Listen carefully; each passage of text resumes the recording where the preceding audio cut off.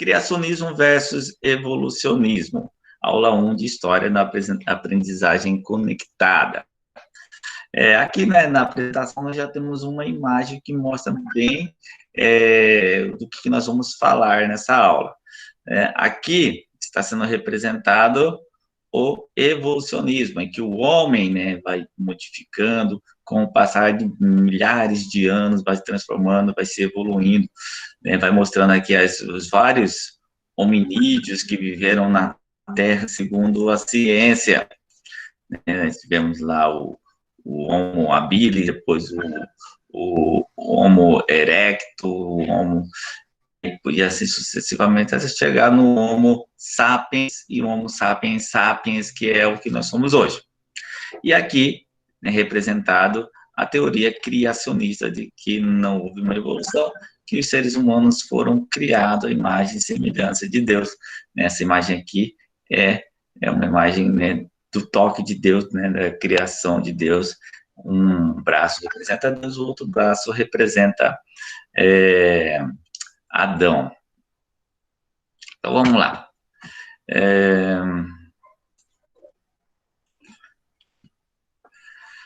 Concepção criacionista. Desde as primeiras manifestações mítico-religiosas, o homem busca resposta para essa questão. Nesse âmbito, a teoria criacionista é que tem maior aceitação. No âmbito mítico-religioso, né? Não tem várias teorias da origem do universo. A mitologia grega é carregada disso, né? Eles fizeram inúmeras teorias, né, sobre a origem do homem, a origem do universo também. Não existe só uma teoria criacionista, existem inúmeras teorias criacionistas de várias religiões, né? Nós temos a monoteísta, né, que é unida a todas das religiões monoteístas, do cristianismo, do islamismo e do judaísmo. Eles têm a mesma teoria, né, já que são religiões irmãs, elas têm a mesma origem, que é Abraão, né? Apesar das disputas que tem entre islâmicos e cristãos, um ódio que existe também entre islâmicos lá da Palestina com os judeus, essas religiões são irmãs, elas nasceram do mesmo patriarca que foi Abraão. Então, a concepção criacionista é a mesma para essas três religiões, mas nós temos outras bem diferentes, como chinesa, como de vários povos indígenas, tupi, inúmeras teorias diferentes. Por quê? O ser humano sempre buscou, né, uma forma de tentar explicar, né, de onde veio, né, para onde nós vamos, né, e aí a religião, ela se presta a isso.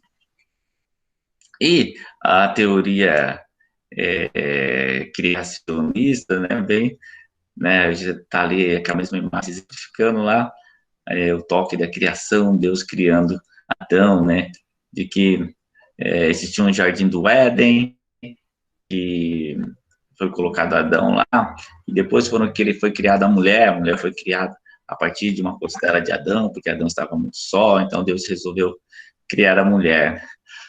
E aí vem toda aquela construção que é narrada na Bíblia, né, que Adão e Eva foram expulsos do paraíso, porque eles obedeceram a vontade de Deus, e assim, né, sucessivamente. Então, o que você deve saber? Né? Saber que existe essa teoria, né, que que a gente, né, enquanto sociedade, conhece, mas existem inúmeras outras, né, no tempo e no espaço, né? Na mitologia grega. A mitologia grega atribui a origem do homem ao feito dos titãs Epimeteu e Prometeu. Epimeteu teria criado os homens sem vida, imperfeitos, e feitos a partir de um molde de barro. Por compaixão, seu irmão Prometeu resolveu roubar o fogo do deus Vulcano para dar vida à raça humana. Então, para a mitologia grega, os seres humanos surgiram do barro, e do barro, né, surgiu a vida porque Prometeu roubou o fogo dos deuses, no caso, o deus Vulcano, né? Vulcano, lembra Vulcão, né? Exatamente, Vulcão tem nome exatamente por causa disso, deus do fogo. E aí, então, ele deu o fogo dos deuses aos homens, e os homens, né, se tornaram criaturas vivas, deixaram de ser criaturas de barro, se tornaram criaturas vivas. Isso na mitologia grega, né? O que é um mito, né? Um mito não é o presidente do Brasil, não. Mito é aquilo que é criado para tentar explicar algo que é inexplicado. Então, os gregos, os romanos tinham seus mitos, né, que tentavam explicar essas coisas do mundo que a gente não compreende, que não ou se não compreendia, né? Hoje a gente sabe por que cai um raio, né? Naquela época eles não sabiam. Então eles criavam mitos para tentar explicar os fenômenos da natureza e uma série de fatores. Dentre eles, né, a nossa origem, né? Eles não sabiam explicar e buscavam na mitologia explicações para isso e explicavam de forma fantástica tudo isso. Aí temos a mitologia chinesa, né? Para exemplificar aí a variedade de mitos sobre a criação. Atribui a criação humana à solidão da deusa Nuba, que ao perceber sua sombra sob as ondas de um rio, resolveu criar seres à sua semelhança. Então você percebe aí, né, que a ideia de solidão, né, está presente na teoria criacionista do cristianismo, mas também na chinesa, né, que por causa da solidão, só que aqui no caso ela mesma, a própria deusa resolveu criar seres à sua semelhança. Então isso é para exemplificar como existem várias teorias criacionistas aí, não existe uma só no mundo. Aí, criacionismo no cristianismo, que é o que a gente mais conhece aqui, porque nós vivemos em um país ocidental, um país eminentemente cristão. O cristianismo adota a Bíblia como fonte explicativa sobre a criação do homem. Segundo a narrativa bíblica, o homem foi concebido depois que Deus criou céus e terra, né? Aquela teoria de que Deus criou o mundo em 7 dias. Também feito a partir do barro, o homem teria ganhado vida quando Deus assoprou o fôlego da vida em suas narinas. Outras religiões contemporâneas e antigas formulam outras explicações, e algumas chegam a ter pontos de explicação bastante semelhantes. É o que a gente percebe aqui. O homem feito de barro, na mitologia grega também eram feitos de barro, né? E aí o fogo que Prometeu roubou dos deuses fez com que eles tivessem vida. No caso aqui, o homem feito de barro teve vida a partir do sopro divino. E, né, nesse caso aqui também, por que deu vida? E aí depois, né, criou a Eva, né? Porque o Adão se sentia só. E a mesma ideia lá da mitologia chinesa, onde a deusa se sentia só e resolveu criar deuses, seres à sua semelhança. E a sua semelhança também, né? Deus também criou o homem à sua imagem e semelhança. Agora, a concepção evolucionista, né? Essa imagem aqui atrás mostra, né, o homem evoluindo, né, segundo a concepção evolucionista. Lembrando que a concepção evolucionista não fala que nós viemos do macaco. É um erro de interpretação dizer que nós viemos do macaco. Nós viemos de outros, nós fomos evoluindo a partir de hominídeos, né? Um exemplo bom que eu dou para você entender que nós não viemos do macaco é que, se nós somos de uma espécie, né, aquela espécie deveria deixar de existir, né? Então, se a gente tivesse vindo do macaco, não teria mais macaco, porque teríamos os macacos. Então, não existe isso, né? Nós não viemos do macaco, eles são um outro grupo de primata, nós somos primatas, mas eles são um outro grupo de primata, né? E uma coisa interessante, a ciência, ao analisar o DNA, o genoma, vê que há muita semelhança. Então, é muito pouco que faz com que nós nos tornemos assim, muito mais avançados do que os macacos, né, os chimpanzés, por exemplo. Né? Então, por uma pequena porcentagem de diferença no genoma, nós somos bem mais evoluídos do que eles. Outro exemplo também é nos felinos, né? Um gatinho tem praticamente o mesmo genoma de que um, um grande felino, uma onça, uma pantera. Então, pouca diferença ali no genoma faz com que haja uma diferença muito grande ali na perspectiva. Então, a concepção evolucionista ela foi criada por Charles Darwin, né? Aí, essa concepção evolucionista é também chamada de darwinismo ou a teoria da evolução das espécies.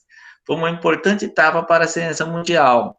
O evolucionismo surgiu a partir de 1850 e com base a ideia de que as características das espécies passam por seleção ao longo das gerações.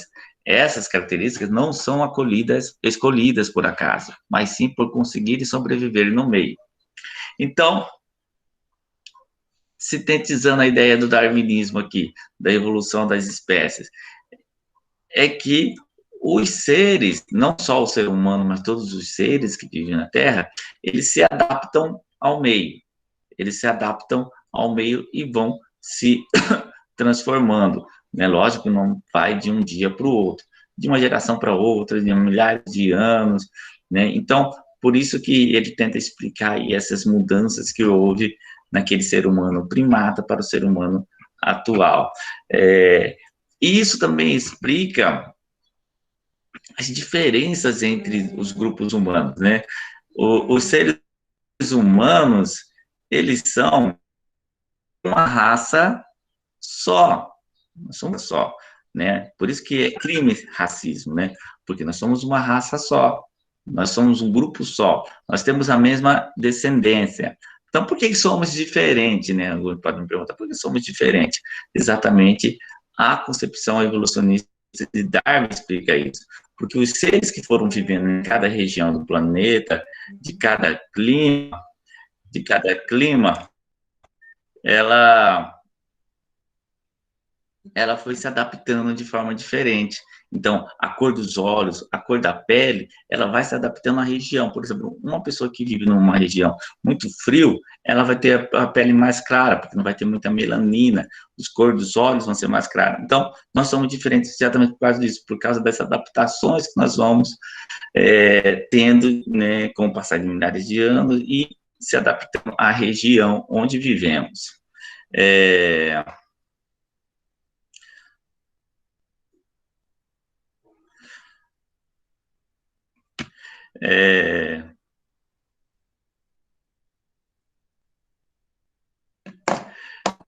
Um outro exemplo que nós podemos ter são os animais, né?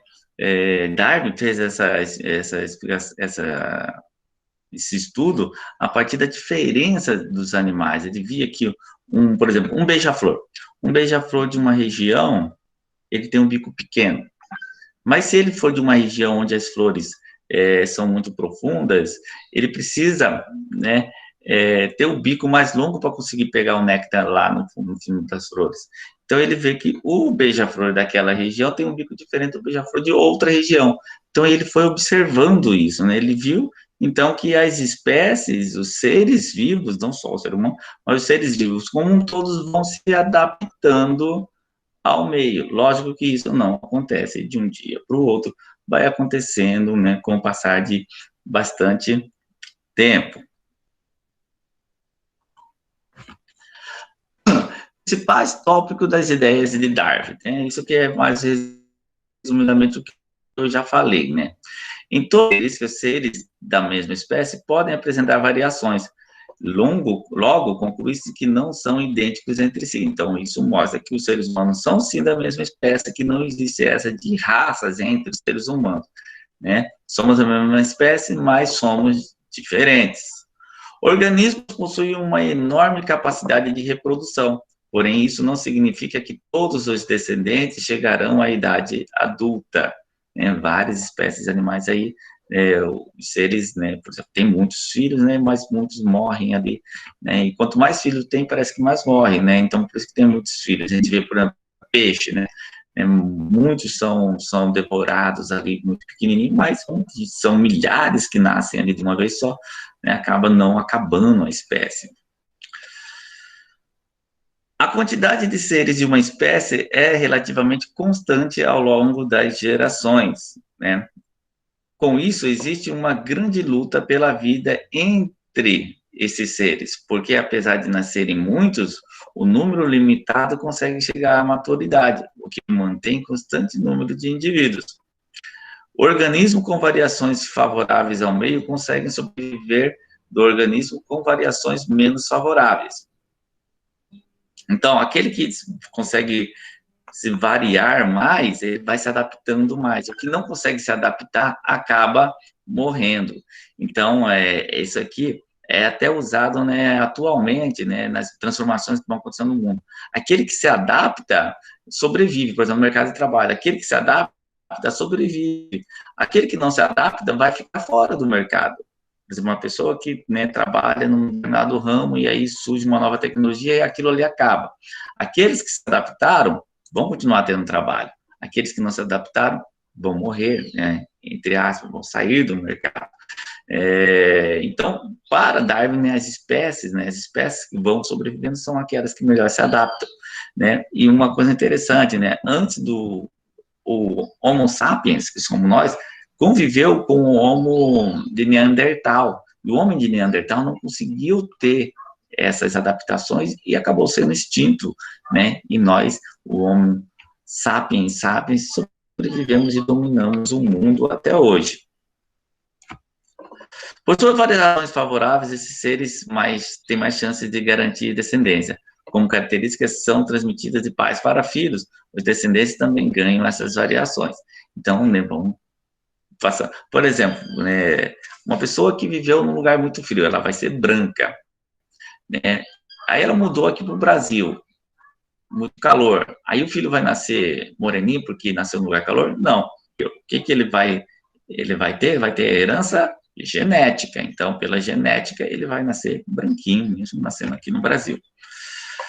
Podendo-se concluir que, ao longo das gerações, a influência da seleção natural sobre os seres é o que mantém ou melhora o grau de adaptação ao meio ambiente. Então, essas adaptações vão ocorrendo constantemente. Inclusive, nós, dessa geração, estamos ficando meio que encurvados. Por quê? Porque ficamos muito olhando para o celular e muita gente fica curvando. Então, vai mudando o corpo das pessoas. Naquela evolução da espécie, nós temos o Homo lá meio encurvadinho, e aí vai ficando ereto, e agora, né, parece que estão voltando, né, ficando com o corpo encurvado de novo, né, por causa dessas coisas, né, que nós acabamos fazendo. Seleção natural, mas é preciso salientar que para ele, Darwin, o significado de evoluir não é necessariamente se tornar algo melhor, né? Então, não existe uma sociedade melhor do que outra. Evoluir, em resumo, só aceitar alguém aqui.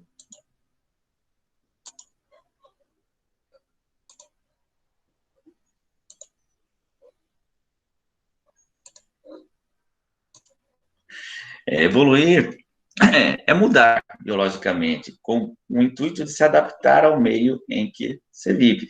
Esse processo, Darwin deu o nome de seleção natural.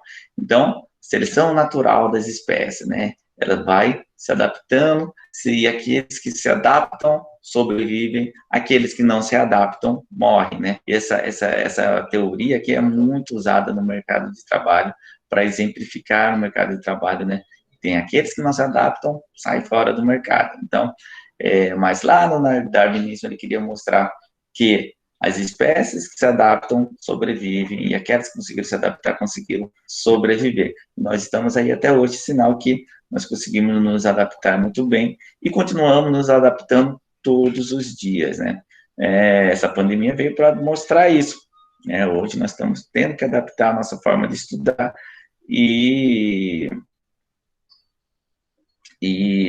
né, aqueles que conseguirem melhor se adaptar vão sobreviver, vão ter sucesso. Aqueles que não conseguirem não terão tanto sucesso assim.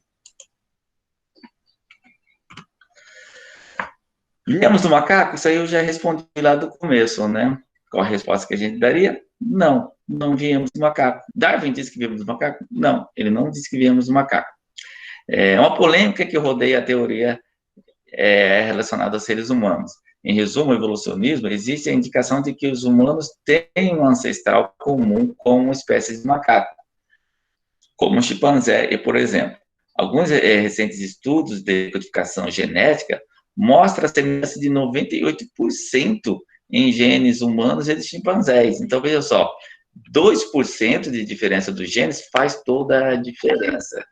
Né? Nós somos seres culturais, nós somos seres que criamos, nos adaptamos, né? Dominamos o mundo como um todo, e a diferença no gene, né, segundo a ciência, é de apenas 2%. Então, esse 2% faz toda a diferença.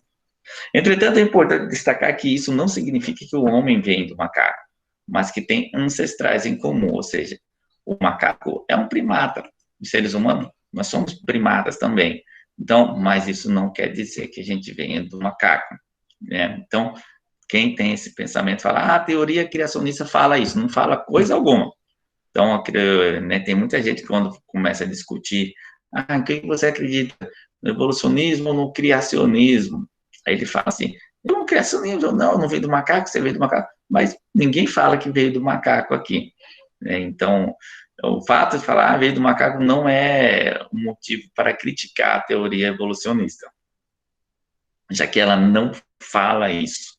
Não fala isso, não fala que o homem veio do macaco. Então, essa aula encerra por aqui. Muito obrigado.